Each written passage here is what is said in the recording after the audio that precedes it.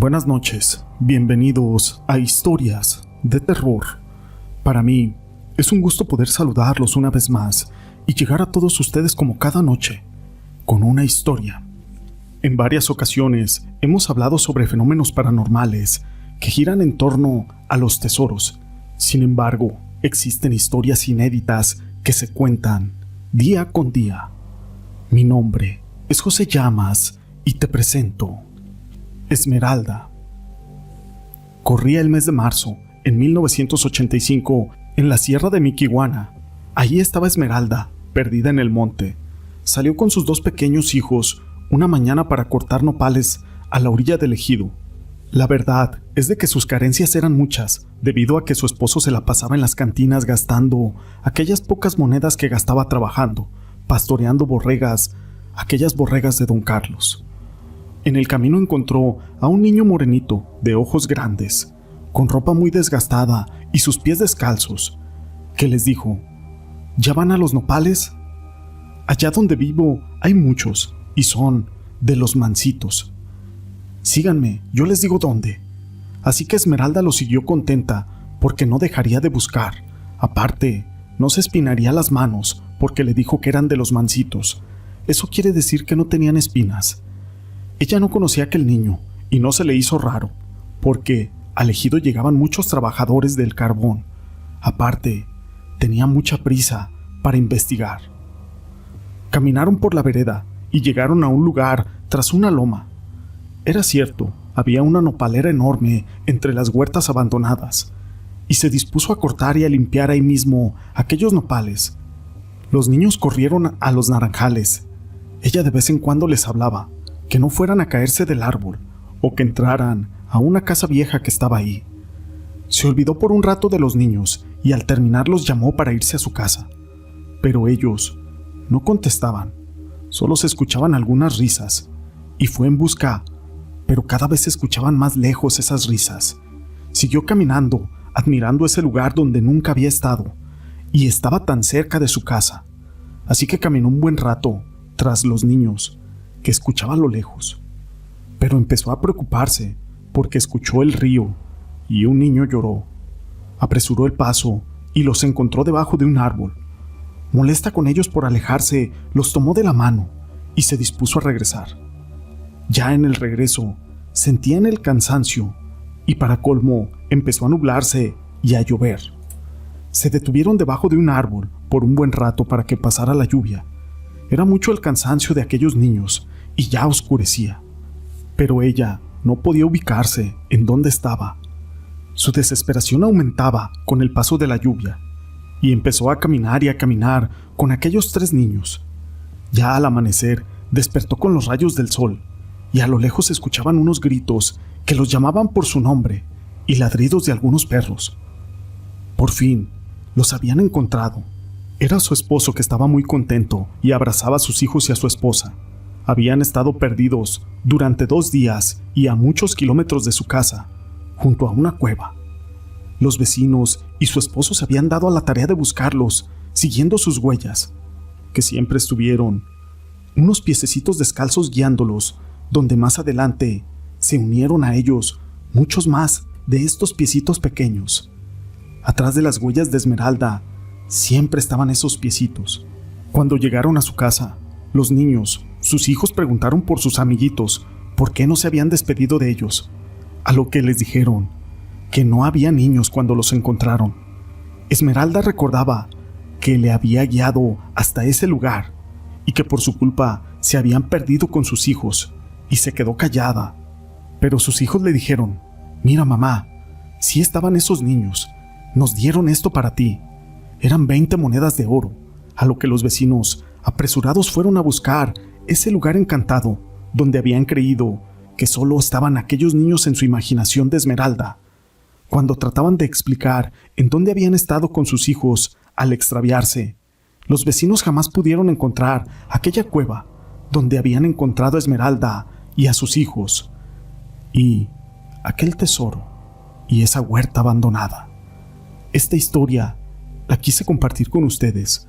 Fue escrita por mi amigo Eclipse Rey de los Mares, a quien le mando un saludo, Pero no es la única historia que tenemos acerca de tesoros el día de hoy. La siguiente historia lleva por nombre La Cantina, 5 de Mayo. Cuenta la leyenda que en la esquina conocida como 5 de Mayo, en Cuquío, Jalisco, había una cantina en la que también trabajaban mujeres de la vida galante. Todos los días ellas salían a la calle, por las noches a buscar a sus clientes.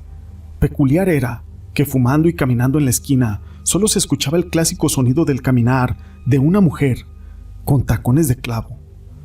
Esos de los que se usaban en los años 40 y 50.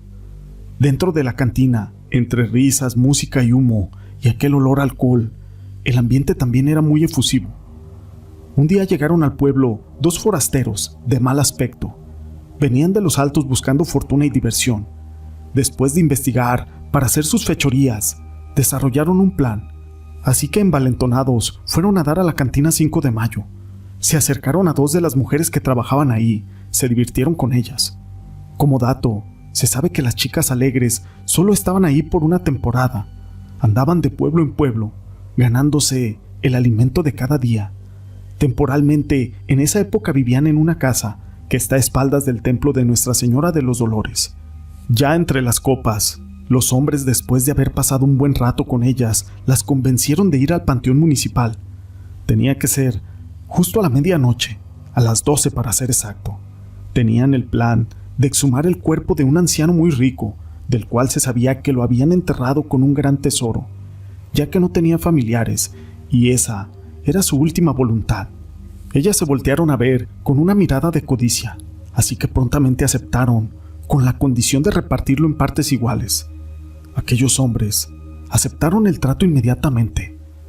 Cuando sonaron las 12 de la noche, ya estaban en el panteón. Era oscuro y desordenado entre árboles y tumbas espectrales. Se escuchaba el silbido del viento, cómo hacía mover fuertemente las ramas.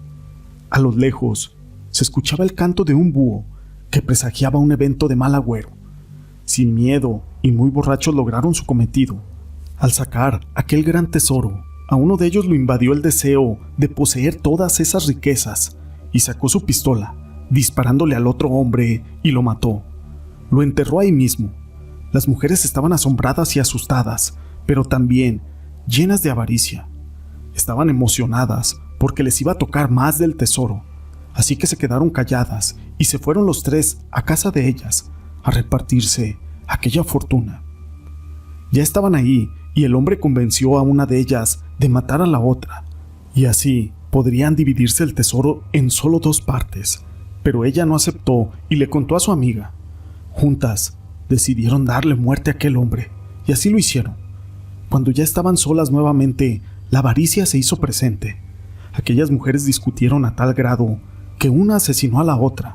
Como eran muy amigas, el remordimiento no dejó en paz a la asesina, y dándose un tiro murió instantáneamente.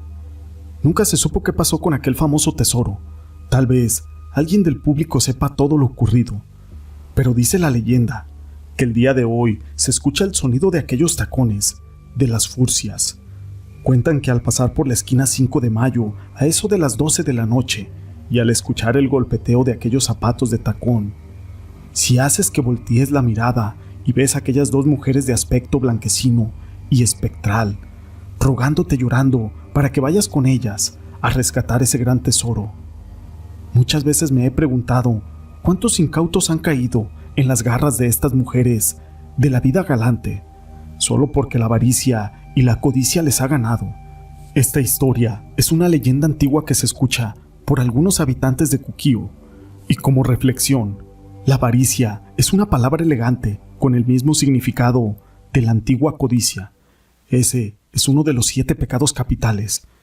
Quieres más y más dinero, o más galletas o videojuegos o algo, entonces tu corazón está lleno de avaricia. Cuando la gente habla de codicia, sabe claramente que no es una cosa buena, pero la avaricia tiene un sabor aún peor. La avaricia se considera a menudo un pecado, pues siempre se ha considerado despreciable y malo. Hay 2 emociones que siempre controlan la vida de la gente: el miedo y la codicia. El orgullo, la envidia y la avaricia son las más detonantes que han prendido el fuego en el corazón de los hombres.